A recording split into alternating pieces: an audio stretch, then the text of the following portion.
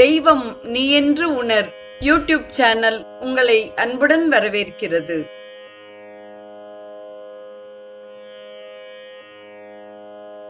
வாழிய செந்தமிழ். அன்பு நிறை உள்ளங்களுக்கு அன்பார்ந்த வணக்கங்கள். வாழ்ந்து காட்டிய வள்ளல்கள் வரிசையில் சுவாமி சிவானந்தரின் வாழ்க்கை வரலாற்றை தொடர்ந்து அவர் எழுதிய பக்தியும் முக்தியும் என்ற நூல் குறித்து நாம் சிந்தித்துக் கொண்டிருக்கிறோம். இன்றைய நிகழ்வில் மணிவாசக பெருமான் குறித்து சிவானந்தர் கூறும் கருத்துக்களை நாம் தொடர்ந்து சிந்திப்போம். வைகை கரையில் உள்ள மதுரையம்பதிக்கு 7வது மைலில் உள்ள திருவாத ஊரை சார்ந்த ஒரு அந்தண குடும்பத்தில் தோன்றினார் மணிவாசகர். கிபி 650 692 உள்ளாக அவர் வாழ்ந்திருக்க வேண்டும். 10வதோ அல்லது 11வது நூற்றாண்டிலோ அவர் வாழ்ந்ததாக சிலர் தெரிவிக்கின்றனர். அன்று மதுரையை ஆண்டு வந்த மன்னன் அரிமர்தன பாண்டியனின் நட்பை பெற்று அவரது பிரதம மந்திரியாக அமைந்தார். அவரை வாதவூரர் என்று மக்கள் போற்றி வந்தனர். அரசாங்கத்திற்கு வேண்டி அநேகம் குதிரைகள் வாங்கி வர பெரும் செல்வத்துடன் மாணிக்கவாசகரை அனுப்பி வைத்தான் பாண்டிய அரசன். மாணிக்கவாசகர் தன் பிரயாணத்தை தொடங்கினார். போகும் வழியில் திருப்பெருந்துறையில் உள்ள ஓர் நந்தவனத்தில் சிவபெருமானின் திவ்ய கீர்த்தனையை அவர் கேட்கலானார். சிவயோகியின் வேடம் பூண்ட சிவபெருமான் சிவகணங்களை சீடர்களாக கொண்டு ஒரு குருந்த மரத்தின் அடியில் வீற்றிருந்து மாணிக்கவாசகருக்கு சிவஞானத்தை அளிக்க காத்திருந்தார். மாணிக்கவாசகர் சிவயோகியின் சரணார விந்தங்களில் சாஷ்டாங்கமாக பணிந்து விழுந்து சரணாகதி அடைந்தார். சிவஞானத்தின் அற்புதங்களை மாணிக்கவாசகருக்கு உபதேசித்தார் சிவபெருமான். மாணிக்கவாசகர் தான் கொண்டு வந்த செல்வத்தையெல்லாம் கோவில்கள் கட்டுவதிலும் பக்தர்களை போற்றுவதிலும் செலவு செய்தார். எல்லாவற்றையும் துறந்து கௌபீனதாரியாய் சந்நியாச வேடம் பூண்டு காட்சியளிக்கலானார். இந்த செய்தி அரசனுக்கு தெரிவிக்கப்பட்டது. அரசன் மாணிக்கவாசகருக்கு ஒரு அவசர கடிதம் அனுப்பி தன்னை உடனே வந்து காணுமாறு உத்தரவிட்டான். அதை மாணிக்கவாசகர் சிறிதும் பொருட்படுத்தவில்லை. ஆவணி மூல திருநாளன்று நான் குதிரைகளை கொண்டு வருகிறேன், நீ முன்னதாகவே செல், அரசனிடம் இந்த வைரக்கல்லை கொடு என்று கூறினார் சிவபெருமான். மாணிக்கவாசகர் மதுரையை அடைந்தார். அரசனை கண்டார். வைரக்கல்லை அரசனிடம் கொடுத்து ஆவணி மூல திருநாளன்று குதிரைகள் அனைத்தும் வந்து சேரும் எனவும் தெரிவித்தார். அரசன் பொறுமையை இழந்தான். ஆவணி மூலத்திற்கு 2 நாள் முன்பும் குதிரைகளை பற்றிய தகவல் ஒன்றும் கிட்டாத நிலையில் தன்னை மாணிக்கவாசகர் ஏமாற்றியதாகவே கருதினான் அரசன். கோபம் அதிகமாகி மணிவாசகரை சிறையில் தள்ளி சித்திரவதை செய்ய உத்தரவிட்டான். ஆவணி மூலத்தன்று காலை குதிரைகள் வந்து நின்றன. சிவபெருமானே குதிரை பாகனாக எழுந்தருளினார். பக்தர்களிடம் பகவானுக்குரிய கருணையை பார்த்தீர்களா? அரசன் மிகுந்த திருப்தியை அடைந்தான். மணிவாசகரை சிறையிலிருந்து விடுவித்து அவரிடம் மன்னிப்பு கோரினார். கடவுளின் லீலையால் நரிகள் குதிரைகளின் உருவத்தில் வந்திருந்தன.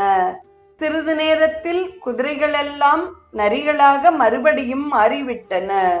அரசன் கோப ஆவேசத்தில் குதித்து நின்றான்.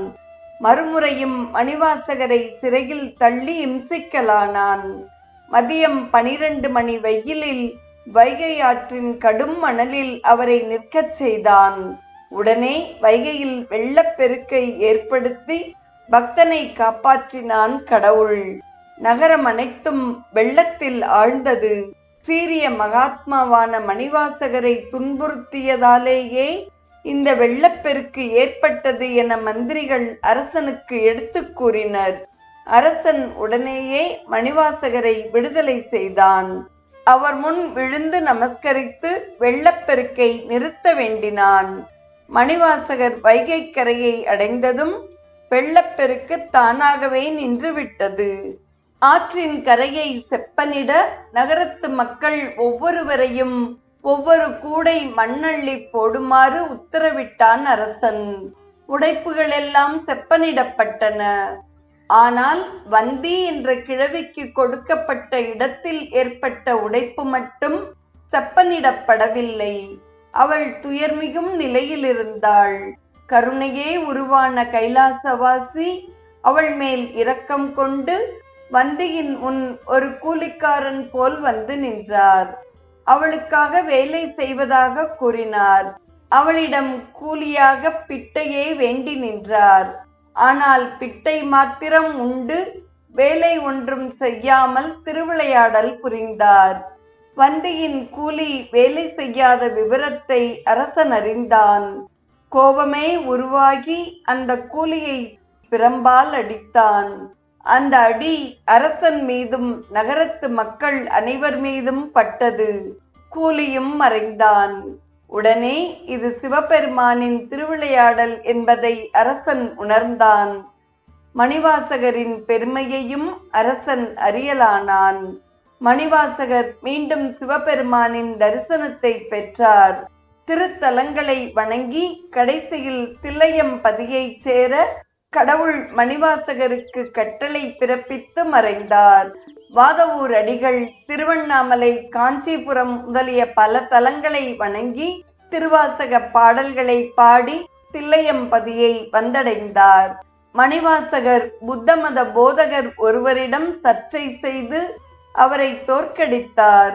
புத்தமத போதகரையும் அவரது சீடர்களையும் கலைவாணி பேச முடியாத நிலையில் ஆக்கிவிட்டாள். அதன் பிறகு புத்தமதத்தை சார்ந்த மன்னன் மாணிக்க வாசகரை அணுகி, தாங்கள் எனது குருவையும் அவரது சீடர்களையும் ஊமையாக்கி விட்டீர்கள்.